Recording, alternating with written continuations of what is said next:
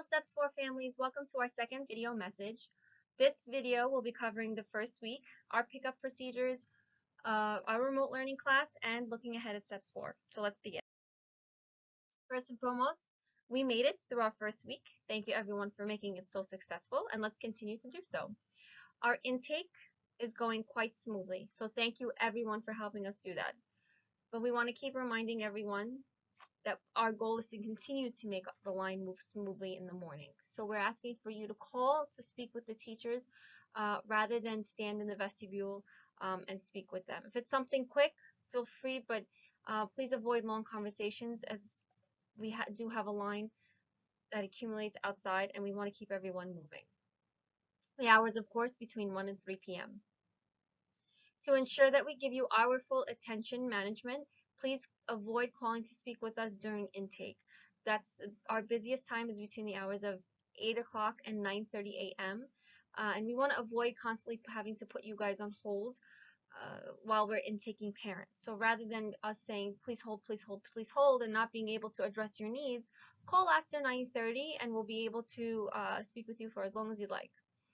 If you are dropping off 2 children to the center, siblings will use the main entrance for drop-off. So it doesn't matter which class they're going to. If you have 2 children with us, have them use the main entrance. And for all of our families, new, former, current, everybody, please be sure to arrive by 9:30 a.m. But remember, breakfast stops being served at 9:30, so if you want breakfast, before 9:30. To our new families, I want to tell you that the morning anxiety will dissipate. All you have to do is just give it time. I know every day is getting a little better and better, but some days are probably going to be harder than others, but it does get better. The crying in the mornings will end. And if I could connect you with some senior parents to let you know how true this is, I would. If you want me to, I will. But just remember that it does stop. And keeping the line of communication is key to getting to that comfort zone as soon as possible. So whatever makes your child comfortable, whatever helpful hints you can give us, continue to do so.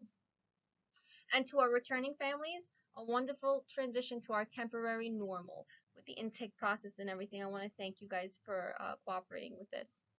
And a big, huge thanks to all the teachers and assistants for all their hard work each and every day. I want to say that regardless of which age group your child is in, this job is by no means an easy one, especially over the next few months. So let's please show them as much appreciation as possible. Pickup. So we're getting drop-off down packed. Let's talk about pickup. Please call 5 minutes before you arrive.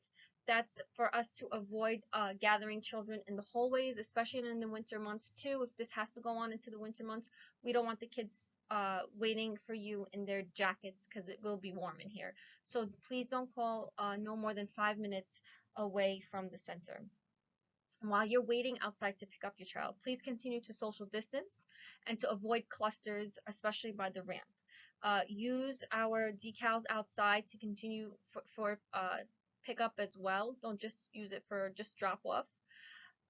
It's really important that everybody maintains the social distancing and to be patient. Please don't skip the line if you see someone waiting on the ramp or in the vestibule. We're going to work as fast as we possibly can, so please be patient. I want to talk about the playground in yesterday's email really quick. The reason we sent out the email regarding the use of the playground is because this is very important. If you allow your child to play in the playground when you pick them up, and then another family does the same thing at the same time, and those 2 children are not in the same class, we are now intermingling children, and we are not allowed to do that based on DOH protocol. We are avoiding doing that the entire day. If this will eventually lead to multiple closures if by any chance in the event we do get a COVID case, then we will have to track to see where the children have been, and if they did intermingle in the playground during pickup, we will have to end up closing multiple classrooms, and that's something we want to avoid. So we're asking parents, please, once you pick up your child, please exit the main entrance without utilizing our playground, because during the day everybody goes outside everybody's utilizing that playground, but they are doing so separately. Each class individually on their own, and after each class, we are cleaning the playground. So we want to continue what we're doing in the mornings, in the afternoon as well, especially if there's already a class that's outside. So we really appreciate everyone adhering to this protocol. For our remote learning students, that's those of you whose children are supposed to be in elementary school, grades 1 through 5, and are waiting for school to start. Remote learning start date has been pushed to September 16th. That means as of September 16th, everyone, regardless if you chose hybrid or full remote, everyone will be starting remote on their 16th. Hybrid students will start on the 22nd. That means if your child will be going some days to school and some days for remote, those children will start on the 22nd. If you have not yet emailed your child's cohort letter from their public school, please do so as soon as possible. That way we can arrange pickup correctly. Since the start of school has been pushed back to September 16th, we will start our own review with the students next week, and we will be sending out an email of that schedule following this video. So you know exactly what they'll be doing just to get them into the groove of getting back into learning.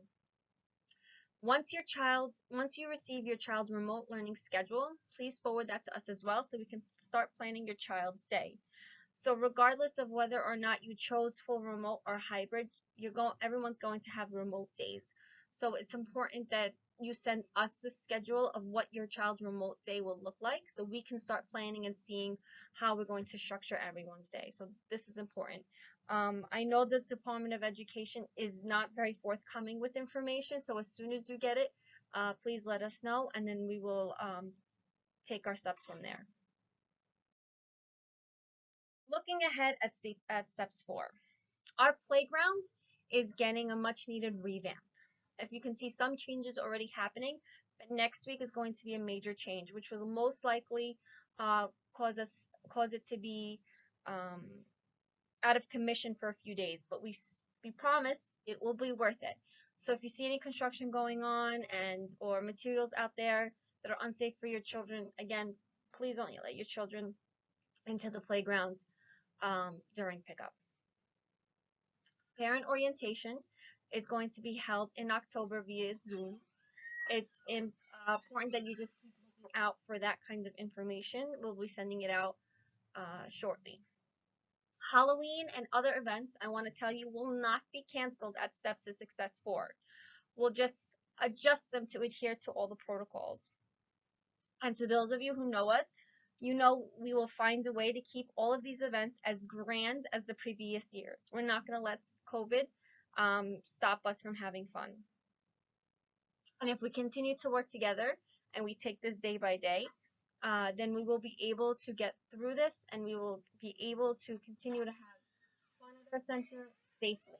And I can't stress that enough. I'm going to probably say this at the end of every video, so I'll sound like a broken record. Let's work together. Let's work together. Let's work together.